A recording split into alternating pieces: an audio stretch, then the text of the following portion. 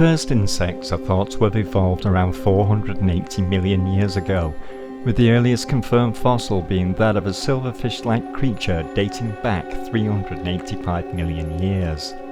And even though these insects probably evolved from crustaceans, the isopod is more closely related to the crayfish. These isopods eventually made it onto dry land, but unlike other arthropods, their breathing system remained dependent on moisture. Water-dwelling isopods use a gas exchange system through pleopods to breathe, but the land-dwelling isopods had to choose a different route, and their pleopods evolved air sacs called pseudotrachea, which allowed them to breathe without the need of being fully submerged in water.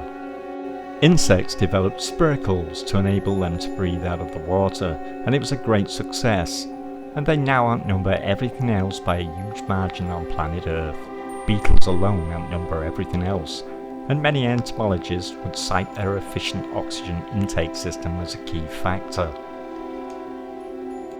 Unlike mammals, some isopods also decided that two sets of lungs didn't really cut the mustard, and evolved several more for good measure, some of them having up to 5 sets that are clearly visible on the underside of the body. As isopods still rely on moisture to breathe, the best place to search for them is under damp rotting logs and under rocks and debris where the earth is shaded from the sun and the moisture holds. They have managed to conquer almost every corner of the globe that can maintain a moist environment, from the damp north to the deepest rainforest of the Amazon, the wilds of Borneo and the jungles of the Far East and beyond. The pulmonary system isn't the only difference between the insects and the isopods. There are many more. As we all know, or at least we should, insects have 3 pairs of legs. Isopods are very different, with 7 pairs of limbs called periopods. The body is separated into 3 connected segments, the last one being the pleon, which can be translated as the abdomen in insects. The perion, which would be the thorax, and the cephalothorax, or the head. This is where it can get a little confusing. The perion has 7 segments, the pleon, or posterior, has 6 segments, and the head has 1 segment that is fused to the first segment of the perion. On the head are 2 pairs of antennae, and just like their legs, they can regenerate new ones if lost or detached purposely by the isopod itself. The next time they molt, they will be whole again, and usually the new parts will be a different colour from the rest of the animal.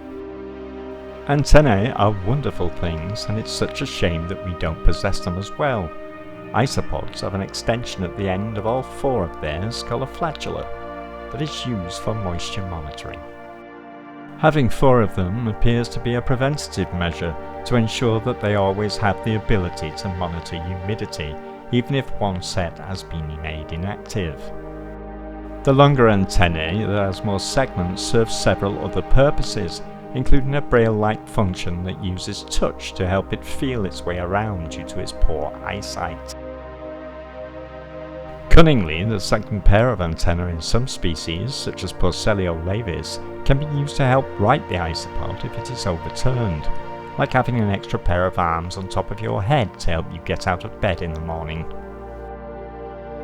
The antennal flagellum also comes with a handy cleaning device which is attached to the first walking leg. Isopods possess 2 separate guts, a hindgut and a foregut, and food can be passed back and forth between them several times before all the nutrients have been extracted.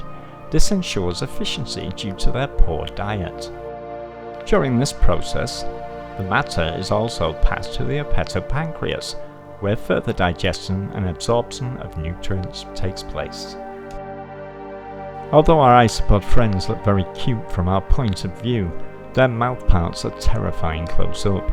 The mouth is comprised of a pair of maxillipeds, 2 pairs of maxillae, and a mandible. Isopods are detritivores that feed on decaying organic material, whose bodies have evolved to absorb nutrients from things we would consider worthless. Dead leaves, rotting wood and decaying insects and animals, and also feces from other animals and insects. Isopods also require a source of protein, and in the wild this would take the form of other dead animals. They may not be capable of biting humans, but they will nip other thin-skinned animals such as amphibians and even insects during their ecdysis.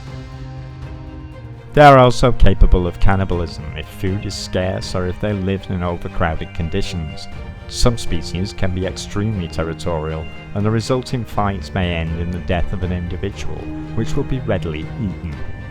If you think you're environmentally friendly, then think again. These guys know a thing or two about recycling. Their exoskeleton is made from a complex chitin protein matrix that is calcified, so they also appreciate a little calcium in their diet. In the wild they may gain this from consuming exoskeleton of dead insects and deposits of limestone. As pets, they're often given cuttlefish bone, crushed oyster shells or eggshells as a substitute, but there's nothing quite like the real thing. Unlike other arthropods, they have the ability to molt biphasically, splitting their skeleton down the middle and then casting off the bottom half, often eating it to replace calcium before casting off the front section.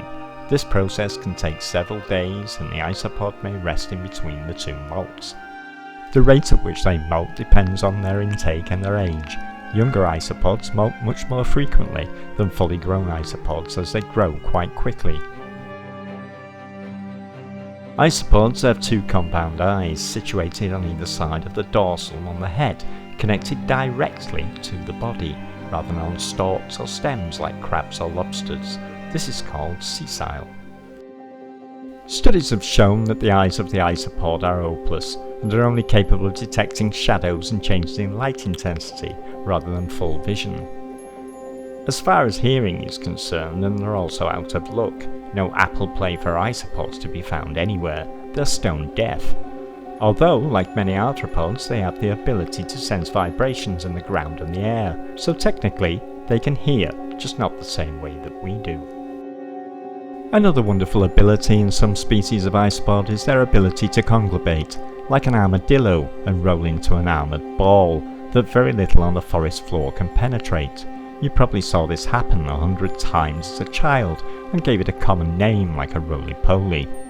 One of the unique, but ironically not unique traits about isopods is the amount of local names they are called by.